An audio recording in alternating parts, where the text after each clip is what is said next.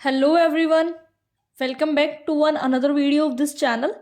आज के इस वीडियो में हम पढ़ने वाले हैं dual nature of matter and radiation का नेक्स्ट टॉपिक, जो कि हमारा रहने वाला है Hertz observation, Lenard observation and Hallwachs observations.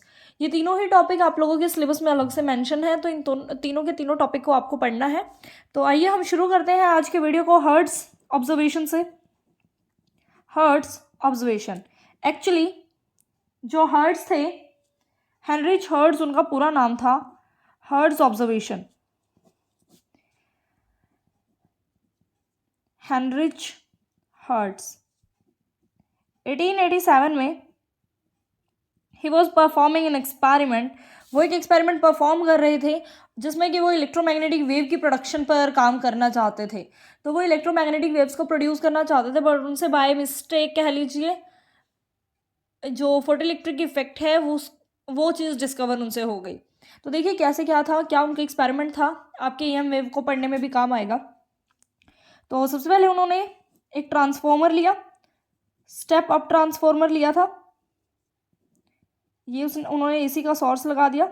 AC source लगाने के बाद ये प्राइमरी कॉइल, ये ज़्यादा टर्न वाली सेकेंडरी कॉइल। एक ट्रांसफॉर्मर में एक प्राइमरी कॉइल होती है, एक सेकेंडरी कॉइल होती है। सेकेंडरी कॉइल में अगर नंबर ऑफ टर्न्स आपको ज़्यादा देखने को मिले तो आप समझ जाना स्टेप अप ट्रांसफॉर्मर है, जो कि आपको आउटपुट वोल्टेज बढ़ा कर देने वाला है। यहाँ पर उन्होंने लगाई दो प्लेट्स।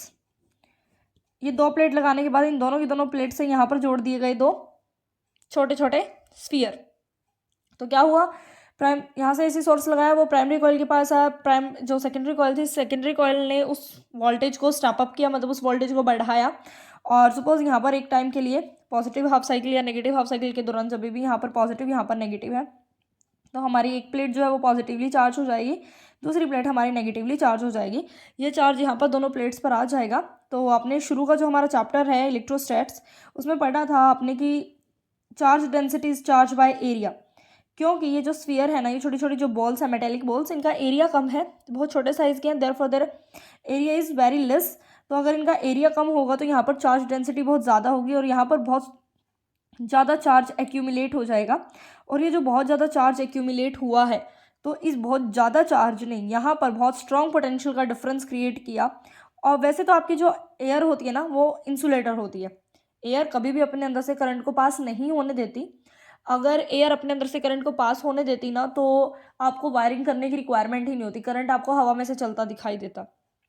बट जब भी आप बहुत स्ट्रॉन्ग पोटेंशियल का डिफरेंस क्रिएट कर पाए, मतलब वोल्टेज अगर आप जनरेट कर पाएँ 10⁵ वोल्ट पर मीटर, इस ऑर्डर का अगर आप वोल्टेज जनरेट कर पा रहे हैं, तो आपकी एयर जो है वो भी कंडक्टर की तरह बिहेव करना शुरू कर देती है। जैसे कि आपने बारिश के दिनों में देखा होगा, जब लाइटनिंग होती है तो बहुत स्ट्रॉन्ग पोटेंशियल डिफरेंस क्रिएट हो जाता है ग्राउंड और क्लाउड्स के बीच, जिससे कि आपको हवा में से भी करंट चलता हुआ दिखाई देता है। जैसे वायर्स में करंट चलता है, ऐसे ही आपको हवा में करंट दिखाई देता होगा, जिसको आप लाइटनिंग कहते हैं। तो यहाँ पर भी सेम ऐसा ही किया इन्होंने। यहाँ पर पॉजिटिव और नेगेटिव पोटेंशियल डिफरेंस क्रिएट किया यहाँ दो मेटेलिक स्फीयर्स के बीच, और वो भी बहुत स्ट्रॉन्ग वाला। और फिर जैसे ही यहाँ पर स्पार्किंग हुई, यहाँ पर करंट फ्लो हुआ, यहाँ साइड में इन्होंने एक डिटेक्टर प्लेट लगा रखी थी। मैं आपको थोड़ा सा एक बार ईएम वेव का भी आइडिया दे रही हूँ। यहाँ पर इन्होंने एक डिटेक्टर प्लेट लगा रखी थी, तो जो स्पार्किंग यहाँ पर हुई, जो करंट यहाँ पर फ्लो किया, एग्जैक्टली सेम स्पार्किंग यहाँ भी उन्हें देखने को मिली। और आप देख पा रहे होंगे कि ये जो डिटेक्टर लूप है, ये इस प्लेट से, इन रिंग से थोड़ा दूर है। तो इसका मतलब यहाँ का स्पार्क यहाँ कैसे पहुँचा, तो यहाँ के स्पार्क को यहाँ तक पहुँचाने के लिए कोई मीडियम है, उसी को इलेक्ट्रोमैग्नेटिक वेव कहते हैं, और उसी को वो डिस्कवर करना चाहते थे। इतना हमें समझ आया। तो ये वाला एक्सपेरिमेंट को आप ईएम वेव में दोबारा से पढ़ेंगे। अभी के लिए इतना ही समझे कि ये हर्ट्स का सेटअप था, काम वो करना चाह रहे थे ईएम वेव प्रोडक्शन के साथ। ये सारा सेटअप था ईएम वेव प्रोडक्शन के लिए। बट उन्होंने एक और चीज़ यहाँ से ऑब्जर्व की। ये क्या चीज़ थी, इन्होंने ना इनसे गलती से यहाँ पर ना यूवी रेज इंसिडेंट हो गई। ये जो मेटल की जो प्लेट्स थी, let us it is plate A and it is plate B, ये जो मेटल की प्लेट ए एंड बी थी, इनके ऊपर ना उन्होंने यूवी रेडिएशन फॉल करा दी। मान लीजिए किसी कोई बल्ब ऑन कर दिया, या कोई मतलब मान लो यही एक्सपेरिमेंट उन्होंने थोड़ा धूप में परफॉर्म कर दिया, तो सेम ऐसा कुछ। तो जैसे ही उन्होंने यहाँ पर यूवी रेडिएशन फॉल कराई इन मेटल प्लेट्स के ऊपर, तो उन्होंने देखा कि जो यहाँ पर स्पार्क बन रहा है ना, जो यहाँ पर करंट बन रहा है, वो यूवी रेडिएशन डालने के बाद वो करंट थोड़ा सा स्ट्रॉन्ग बन रहा है। यूवी रेडिएशंस डालने के बाद वो जो करंट है वो थोड़ा स्ट्रॉन्ग है, तो इसका मतलब यहाँ पर यूवी रेडिएशन डालने के बाद कुछ एक्स्ट्रा पार्टिकल आ रहे हैं। अगर यूवी रेडिएशन नहीं डल रही तो नॉर्मल स्पार्क है, अगर यूवी रेडिएशन डल रही है तो एक्स्ट्रा पार्टिकल निकल के आ रहे हैं, मेटल प्लेट में से एक्स्ट्रा पार्टिकल आ रहे हैं, तो जो यहाँ के स्पार्क को एनहेंस कर रहे हैं। तो इसका मतलब मेटल के ऊपर रेडिएशन फॉल करने से मेटल में से एक्स्ट्रा पार्टिकल आ रहे हैं, तो मेटल में से पार्टिकल निकलना, मेटल में से इलेक्ट्रॉन निकलना रेडिएशन डलने से, इसको फोटो इलेक्ट्रिक इफेक्ट कहते हैं। तो यहाँ पर फोटो इलेक्ट्रिक इफेक्ट उन्हें देखने को मिला। तो आप इसको कैसे लिखेंगे? इन 1887 हेनरिच हर्ट्ज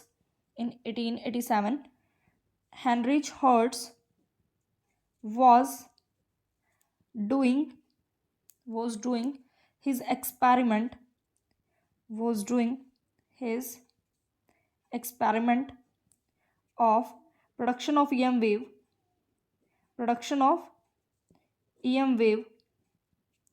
आप थोड़ा सा ये बना के बता सकते हो अगर आपसे पूछा जाए। इन 1887 Heinrich hertz was performing or doing his experiment of production of EM wave। he accidentally discovered that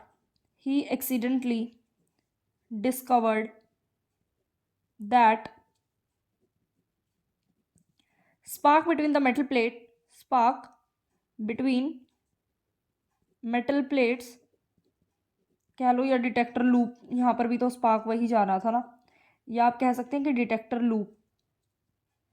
spelling देख लीजिएगा, बाकी मैं लिखती हूँ सही भी। Spark between the metal plates या डिटेक्टर लूप वॉज एनहेंस्ड, कि वो जो है वो एनहेंस हुआ। he accidentally discovered that the spark between the metal plates get enhanced when illuminating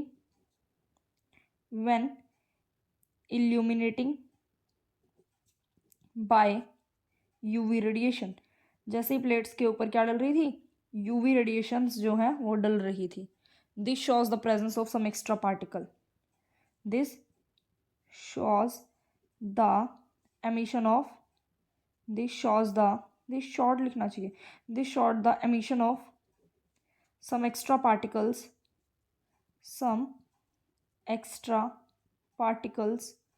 they showed the emission of some extra particle from the metal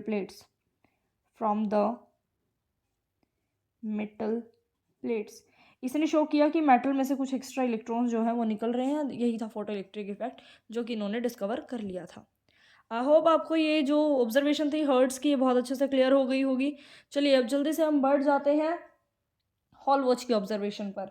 हम hall watch की observation करते हैं, लिनार्ड की करते हैं। अब आप ध्यान से समझे हॉल वॉच ऑब्जर्वेशन। 1888 में विलियम हॉल वॉच, उन्होंने भी ऑब्जर्व किया फोटो इलेक्ट्रिक इफेक्ट को ही। एक्चुअली देखिए उन्होंने क्या लिया, उनका भी समझना ध्यान से। उन्होंने एक जिंक की प्लेट ली, ऑफकोर्स जिंक मेटल है, बट उन्होंने इनिशियली एक जिंक का प्लेट लिया। मैं लिख रही हूँ, इनिशियली टूक एन जिंक प्लेट, और जो कि क्या थी? नेगेटिवली चार्ज्ड थी। उनके पास इनिशियली जो है वो प्लेट जो है वो नेगेटिवली चार्ज थी। अब ये चीज़ आप बहुत ध्यान से समझेंगे कि उनके पास क्या थी? एक जिंक प्लेट थी। मैं यहाँ पर चार्ज नहीं बना रही, बस लिख रही हूँ कि नेगेटिवली चार्ज जिंक प्लेट उन्होंने ली। अब उन्होंने जो जिंक प्लेट ली, अब उन्होंने ये जिंक प्लेट को जोड़ के रखा था एक गोल्ड लीफ इलेक्ट्रोस्कोप से। कभी आपने इसको जूनियर क्लासेस में पढ़ा हो, गोल्ड लीफ इलेक्ट्रोस्कोप। अगर आपने इस चीज़ को नहीं पढ़ा ना, तो मैं अभी बता देती हूँ एक बार जल्दी से कि गोल्ड लीफ इलेक्ट्रोस्कोप होती क्या है। यहाँ पे ना गोल्ड लीफ इलेक्ट्रोस्कोप में एक बड़ी सी कांच की बोतल होती है। उसके बाद यहाँ पर लगी होती है एक मेटल की रोड। इन मेटल की रोड के बाद यहाँ पर इस मेटल की रोड के दो कोने पर यहाँ पर लगी होती हैं दो छोटी छोटी लीफ, मतलब दो पत्तियाँ, और वो भी गोल्ड की बनी हुई। मान लीजिए अगर आपकी जिंक की जो प्लेट है, अगर ये नेगेटिवली चार्ज, देखिए अगर ये जो जिंक प्लेट है अगर ये नेगेटिवली चार्ज थी, तो इसका नेगेटिव चार्ज यहाँ से कंडक्ट होते हुए, इस वायर से कंडक्ट होते हुए, रोड से कंडक्ट होते हुए इन दोनों पत्तियों के पास पहुंचेगा। इन दोनों पत्तियों के पास जैसे ही नेगेटिव चार्ज पहुंचेगा, तो ये जो दोनों पत्तियां हैं एक दूसरे को रिपेल करना शुरू कर देंगी, जिससे कि ऐसे ऐसे ऐसे हिलना शुरू कर देंगी। अब क्या किया इन्होंने, इनिशियल इनके पास प्लेट थी, नेगेटिवली चार्ज प्लेट थी, तो ये दोनों पत्तियां एक दूसरे को रिपेल कर रही थी, जिससे कि ये हिल रही थी। अब क्या होगा, अब इन्होंने क्या किया, इस जिंक प्लेट को, इसके को इल्यूमिनेट कराया, इसके ऊपर फॉल कराई यूवी रेडिएशन, इन्होंने इसके ऊपर फॉल कराई यूवी रेडिएशन। और आपको पता है, एक एग्जांपल लीजिए, जैसे सोडियम है, सोडियम में से अगर आप एक इलेक्ट्रॉन बाहर निकाल देंगे, सोडियम में से अगर आप क्या कर रहे हैं, एक इलेक्ट्रॉन को बाहर निकाल देते हैं, तो सोडियम के ऊपर पॉजिटिव चार्ज आ जाएगा ना। तो जैसे ही यहाँ पर यूवी रेडिएशन पड़ेंगी, यूवी रेडिएशन पड़ेंगी, तो मेटल प्लेट में से क्या बाहर आएंगे, इलेक्ट्रॉन, इलेक्ट्रॉन बाहर आएंगे, तो जिसकी वजह से इस मेटल प्लेट के ऊपर कैसा चार्ज आएगा, पॉजिटिव। मेटल प्लेट के ऊपर कैसा चार्ज आएगा, पॉजिटिव। पहले इसके ऊपर कैसा चार्ज था, नेगेटिव। तो नेगेटिव चार्ज को, इनिशियल इसके ऊपर कौन सा चार्ज था, नेगेटिव, बाद में इलेक्ट्रॉन निकलने की वजह से कौन सा आ रहा है, पॉजिटिव। तो पॉजिटिव इस नेगेटिव को कैंसिल करना शुरू करेगा।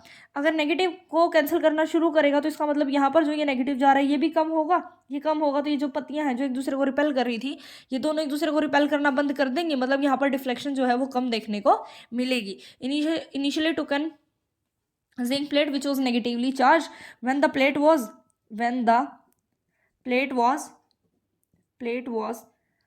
illuminated by, when the plate was illuminated by UV radiations, जैसे इसको UV रेडिएशन से फॉल कराया, negative charge of the plate got disappear, उसका नेगेटिव चार्ज क्या हो गया, डिसअपियर हो गया एक बारी के लिए। फर्दर उन्होंने कंटिन्यू किया इसको, further if he continued the illumination, वही उन्होंने जो यूवी रेडिएशन है अगर उनको कंटिन्यू किया, further if he continued the illumination, then the zinc plate becomes positively charged, became लिख देती हूँ पास्ट में, became positively charged। अगर कुछ देर उन्होंने यही चीज़, पहले आपकी जिंक की प्लेट नेगेटिव थी, इल्यूमिनेट कराया, इलेक्ट्रॉन निकले, जैसे जिंक प्लेट का नेगेटिव चार्ज कम हुआ तो अनचार्ज बन गई, अनचार्ज बनी तो उसके बाद फिर भी उन्होंने कंटिन्यू किया तो उसके ऊपर पॉजिटिव चार्ज आ गया। वो भी क्या दिखा रहा है, इसका जो चार्ज चेंज होना, इलेक्ट्रोस्कोप ना चार्ज की टाइप भी बताती है, तो पता लग गया कि उन्हें पॉजिटिव चार्ज आ गया। तो जो ये चार्ज में कन्वर्जन आया ना, तो ये भी क्या शो कर रहा है, this conversion of charge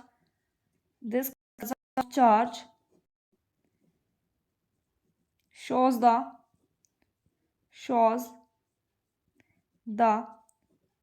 presence of some negatively charged particle,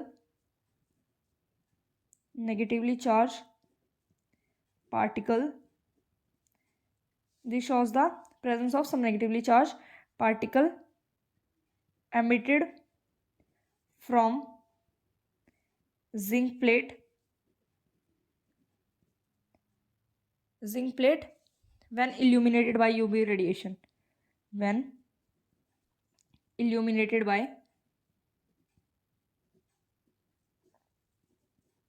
अगर मेरी थोड़ी बहुत भी इंग्लिश जैसी अगर ऊपर नीचे होती है तो वो आप देख लीजिएगा, बस कुल मिला के आपको बात समझ आ गई कि उन्होंने क्या किया था और उन्होंने क्या ऑब्जर्व किया। ये थी हॉलवॉच की ऑब्जर्वेशन। अब हम फटाफट से लास्ट ऑब्जर्वेशन पढ़ लेते हैं, जो कि है फिलिप लिनार्ड की ऑब्जर्वेशन, 1888 में ही की थी उन्होंने। इसी के साथ ही कर लेते हैं यहाँ पर अब हम जल्दी से एक बार कर लेते हैं लिनार्ड का ऑब्जर्वेशन, यहीं पे लाइन लगा के करवा रही हूँ। देखिए क्या क्या लिनार्ड ने फर्दर, फिलिप लिनार्ड पूरा नाम था उनका, फिलिप लिनार्ड, इन्होंने भी 1888 में ही यही एक्सपेरिमेंट को परफॉर्म किया। देखिए इन्होंने क्या किया, इन्होंने ना एक इवैक्यूएटेड का मतलब होता है जिसके अंदर वैक्यूम हो, इन्होंने एक इवैक्यूएटेड ट्यूब ली, इसमें दो मेटल्स की प्लेट लगाई, एक कैथोड एक एनोड, क्योंकि एक को बैटरी के नेगेटिव टर्मिनल से कनेक्ट किया, एक को पॉजिटिव से कनेक्ट किया। जिसको बैटरी के नेगेटिव टर्मिनल से कनेक्ट किया गया था वो थी कैथोड, जिसको बैटरी के पॉजिटिव टर्मिनल से कनेक्ट किया गया था वो थी एनोड। कैथोड के ऊपर फॉल कराई गई अगेन यूवी रेडिएशन। बार बार यूवी क्यों बोलते हैं, क्योंकि यूवी से ना हर metal photo electric effect show कर देती है, उसके ऊपर फॉल कराई गई यूवी रेडिएशन। यहाँ पर एक लगाया गया था माइक्रो एमीटर, इन्होंने क्या किया, इन्होंने देखा कि जब कैथोड को यूवी रेडिएशन इसके ऊपर फॉल करा रहे हैं तो यहाँ से कुछ पार्टिकल्स बाहर आ रहे हैं, यहाँ से कुछ पार्टिकल बाहर आ रहे हैं, मीन्स इलेक्ट्रॉन बाहर आ रहे हैं, क्योंकि एनोड पॉजिटिव पोटेंशियल पर था। तो पॉजिटिव पोटेंशियल पर था तो इलेक्ट्रॉन ने ऑफकोर्स पॉजिटिव की तरफ जाना था, तो इलेक्ट्रॉन का फ्लो होना था, जिससे कि एमीटर में क्या आया, करंट आया। यूवी रेडिएशन जैसे ही बंद की तो करंट भी बंद हुआ। व्हेन, अच्छा जो ये इलेक्ट्रॉन बाहर निकाल रही है ना, इस कैथोड को आप कलेक्टर प्लेट भी बोल सकते हो, इसको आप सॉरी इसको आप एमिटर प्लेट बोलेंगे, ये एमिट कर रही है ना इलेक्ट्रॉन्स को, इसको एमिटर प्लेट बोले। एनोड की तरफ जा रहे हैं इलेक्ट्रॉन तो इसको आप कलेक्टर प्लेट बोले, तो ये इनके दूसरे नाम भी हो सकते हैं। तो ये उन्होंने लिया कि इवैक्यूएटेड चैम्बर में इन्होंने 2 इलेक्ट्रोड्स को लिया, बैटरी के साथ कनेक्ट किया, फर्दर यूवी रेडिएशन से इल्यूमिनेट कराया। यूवी रेडिएशन के बाद यहाँ से कुछ एक्स्ट्रा इलेक्ट्रॉन निकले, electron were moving towards the positive plate, so that current in the circuit gate increase, और माइक्रो एमीटर ने शो किया डिफ्लेक्शन, और जैसे यूवी रेडिएशन फॉल कराना बंद की तो माइक्रो एमीटर ने डिफ्लेक्शन जो है उसको अपना कम कर दिया या ज़ीरो कर दिया। तो ये थी इनकी ऑब्जर्वेशन। तो इन्होंने भी कहा कि हाँ भाई, मेटल के ऊपर रेडिएशन डालने से मेटल में से कुछ एक्स्ट्रा पार्टिकल निकलते ही निकलते हैं। When Lenard illuminate the metal plate, illuminated the cathode plate, illuminated the cathode plate by UV radiation, आपने डायग्राम जरूर बनाना है। Found the deflection in micro ammeter, तो उन्हें माइक्रो एमीटर में क्या देखने को मिला, डिफ्लेक्शन देखने को मिला। Found the deflection in the micro ammeter, deflection जब तक रहा, deflection get stop when he stop the illumination,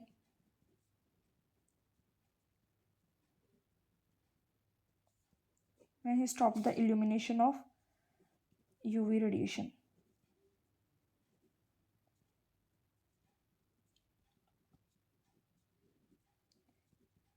तो ये चीज़ें थी, मतलब यहाँ से ना कुछ एक्स्ट्रा पार्टिकल तो निकल रहे थे। फिर बाद में 1897 में जाके थॉमसन ने बता भी दिया कि हाँ भाई, इलेक्ट्रॉन जैसा कि नेगेटिवली चार्ज पार्टिकल होता है। तो फिर इन सब के एक्सपेरिमेंट से कंफर्म हो गया कि हाँ भाई इलेक्ट्रॉन होते हैं, और ये इल्यूमिनेशन के बाद जो निकल रहे हैं ना बाहर, वो इलेक्ट्रॉन्स ही हैं। तो ये थी इन तीनों की ऑब्जर्वेशन। अलग अलग से ये तीनों ही टॉपिक सिलेबस में अलग अलग से मेंशन है। स्टिल इनकी एक्सप्लेनेशन आपको कहीं और, मुझे नहीं पता मिलेगी या नहीं मिलेगी, बट जहाँ तक मुझे पता है कि इनकी एक्सप्लेनेशन आपको कहीं और नहीं मिलेगी। तो आप ध्यान से देखिएगा वीडियो, आपके बहुत काम आएगी। अगर आपको हर चीज़ पसंद आई है और समझ आई है तो वीडियो को लाइक ज़रूर करें, कमेंट करें, शेयर करें, सब्सक्राइब करें। Thank you so much for watching this video.